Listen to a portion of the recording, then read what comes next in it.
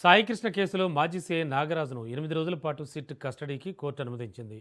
నేటి నుంచి నెల 10వ తేదీ వరకు నాగరాజును సిట్ కస్టడీకి తీసుకోనుంది. ఉదయం 10 నుంచి సాయంత్రం 5 గంటల వరకు నాగరాజును సిట్ అధికారులు విచారిస్తారు. విచారణ వీడియో, ఆడియో రికార్డ్ చేయాలని కోర్టు ఆదేశించింది.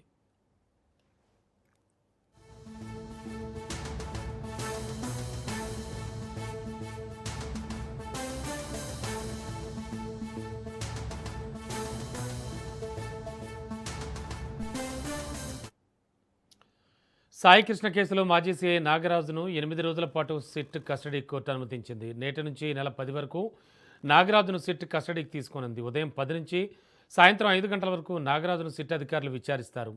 విచారణ వీడియో, ఆడియో రికార్డ్ చేయాలంటూ కోర్టు ఆదేశించింది.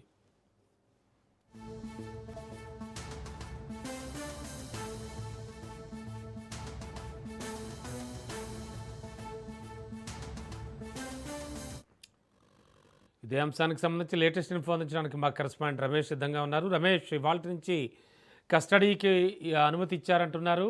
అండ్ వీడియో, ఆడియో కూడా రికార్డ్ చేయాలంటూ కోర్టు ఆదేశాలు జారీ చేసిందంటున్నారు. ఇవాళ నుంచి విచారణ జరుపుతున్నారా? ఎస్ రమణ, ఏదైతే సాయికృష్ణ లాకప్ డెత్ కేసులో ఒక కీలక పరిణామం చెప్పుకోవచ్చు.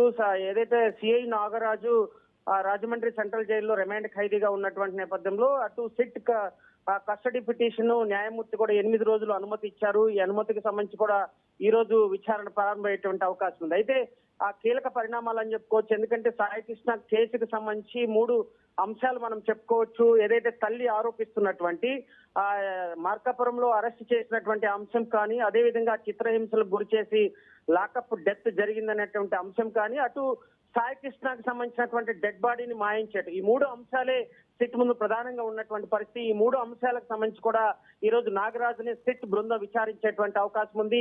8 రోజుల పాటు కస్టడీ కోరినటువంటి నేపథ్యంలో రాజమండ్రి సెంట్రల్ జైల్లోనే ఉదయం 10 గంటల నుంచి సాయంత్రం 5 గంటల వరకు కూడా సిట్ విచారించేటువంటి అవకాశం ఉంది. విచారణలో కీలక అంశాలు తన ముందు ఉంచేటువంటి అవకాశం ఉంది. ఎందుకు అరెస్ట్ చేయాల్సి వచ్చింది, ఎందుకు లాకప్ డెత్ వ్యవహారం పైన ఎవరెవరు పాల్గొన్నారు, అదేవిధంగా డెడ్ బాడీని ఎందుకు మాయం చేశారనే అంశాలు ఆయన ముందుకి తీసుకొచ్చేటువంటి అవకాశం ఉంది.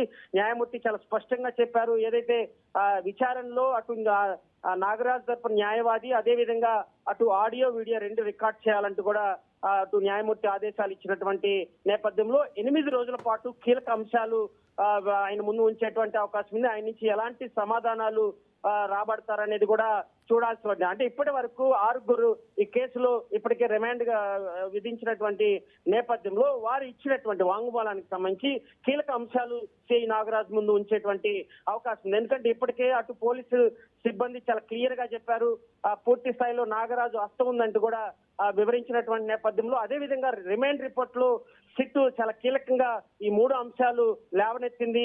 అటు అరెస్ట్ చేసినటువంటి అంశం కానీ, అదేవిధంగా చిత్రహింసలు గురి చేసి లాకప్ డెత్ జరిగిందని సిఐ నాగరాజుని గుర్తించినటువంటి రిమాండ్ రిపోర్ట్ లో ఉన్నటువంటి అంశాలు, అదేవిధంగా వాంగ్మూలం ఇచ్చినటువంటి, అంటే సాక్షులు ఇచ్చినటువంటి వాంగ్మూలం కూడా సిఐ నాగరాజు ముందు ఉంచేటువంటి అవకాశం ఉంది. ఏదేమైనా కీలక పరిణామం చెప్పి ఉదయం 10 గంటల ప్రారంభమై సాయంత్రం 5 గంటలకి ముగిసేటువంటి అవకాశం కనబడుతుంది. రమణ.